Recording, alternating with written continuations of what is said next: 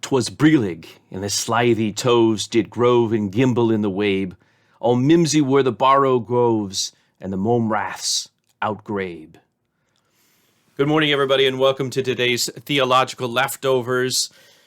Today I want to tell you the tale of two teachers. One was my second grade teacher, and one was a teacher that loved grammar in high school. I think I had my either freshman or sophomore year. No, it was my senior year in high school. I won't mention the name of one. I'll mention the name of the other in a little bit. My second grade teacher, Mrs. Dixon, taught me to love words and to love how they're put together. And she did that by reading to us. And specifically, what I remember is her reading or introducing to us the book of poems, Where the Sidewalk Ends. And because of her, I don't just love reading. I love words, and I love how they're put together. I love reading out loud. I love poetry. And it's almost completely because of Mrs. Dixon. By the time I got to high school, I had another teacher who was very good at grammar, very good at teaching grammar, especially to students that didn't want to learn it. But, and I don't know if this was true, if he was playing around, I have no idea. But he did not seem to appreciate literature. He didn't seem to care a wink about fiction, poetry, or any of those things. He saw the main purpose of grammar as helping a person get a job. And I remember he had to teach a literature course, and it was the first time I had read The Hobbit. It was in a public school. We were reading The Hobbit, and I was extremely excited, and he pretty much made it miserable. I liked him okay, but he made that miserable because he saw no value to fantasy. He saw no value to the fairy tales. He made fun of the idea of hobbits and elves and things like that. He didn't mean to, I don't think, but he attempted inadvertently to make me feel foolish to love such things. I'm glad I didn't fall for it. I'm glad that I had the foundation that I had because of folks like Mrs. Dixon. What does that have to do with us as Christians? Well, I've been talking a lot about speech over the last couple of years and how to use our words. And most recently, I have been sharing with you some thoughts from an English philosopher, Thomas Hobbes, about the use of speech. And I'm going to quote something that I quoted to you before.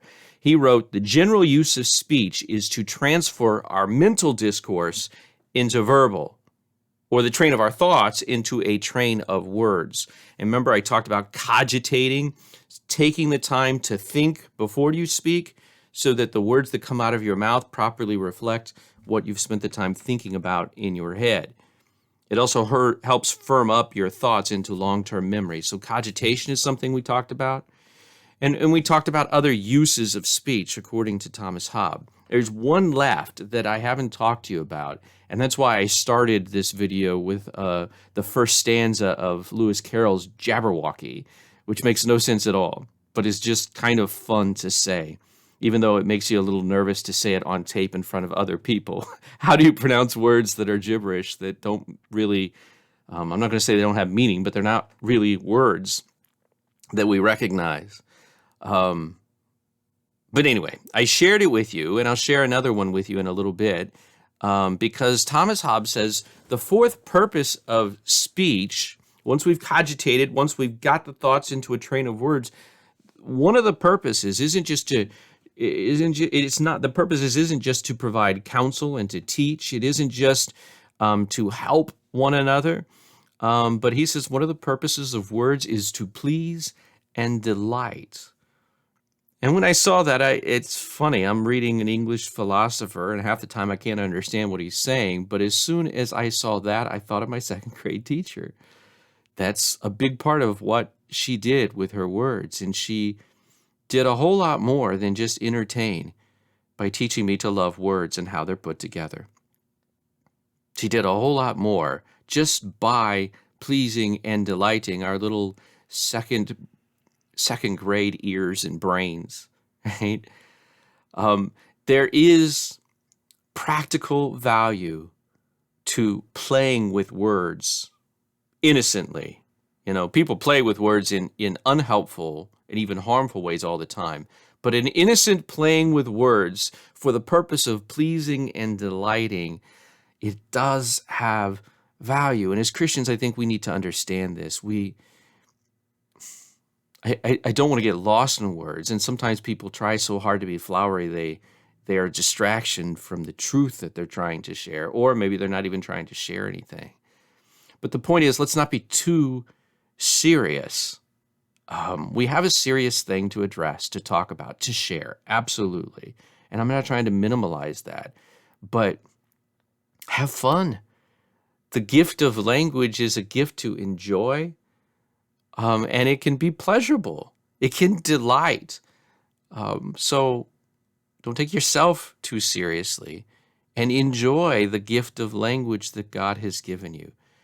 And I know, especially as you approach the holidays and you want to have serious conversations with people that you need to have serious conversations with, that's good.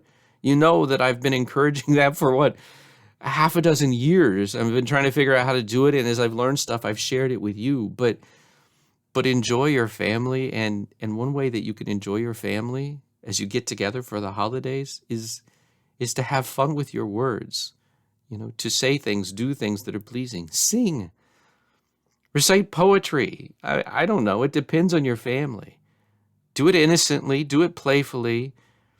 Delight.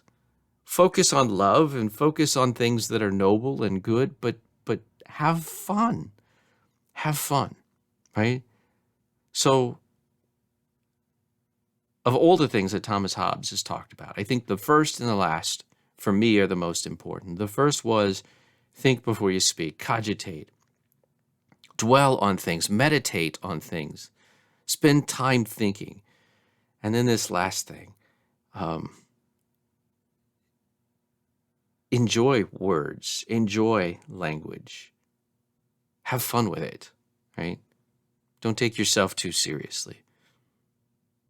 With that in mind, and in honor of my second grade teacher, I would like to end with the first poem that I remember her ever sharing with us. I don't know if it was the first poem, but it's the first one that I remember her sharing with us.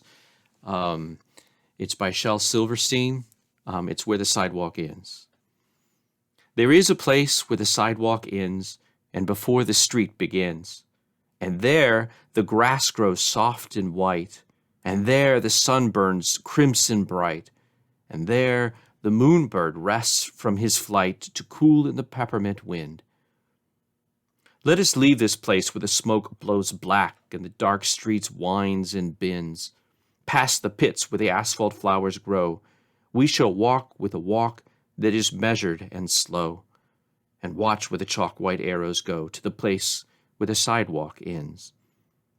Yes, we'll walk with a walk that is measured and slow, and we'll go where the chalk white arrows go, for the children they mark, and the children they know, the place where the sidewalk ends. So thankful for my second grade teacher, and all of those who have taught me to love words. Love the opportunity that God gives you to meditate on beautiful things and then to share them in delightful ways with the people around you. If that sounds exciting to you, then I would invite you to come to worship at Concordia on Sunday. We're studying the book of Titus. Very well-crafted words, a very succinct letter, and we're really breaking it down and taking a look at it in great detail. That will be interesting use of words. It's not going to be the Jabberwocky by any means, but I think you'll appreciate it. And then, especially, come to the 10:30 worship service where God does amazing things with words, where where we get to sing Advent hymns, in my opinion, the best hymns of the year. We get to sing Advent hymns, words beautifully put together and put to music. And most importantly of all, the Word who became flesh speaks to us and actually comes to us in bread and wine with his body and blood to give us the forgiveness of sins. God does amazing things with his words, and he promises to do those amazing things for you in the divine service. Sunday, 10:30 at Concordia. We would love to have you. God bless you all. God bless your week.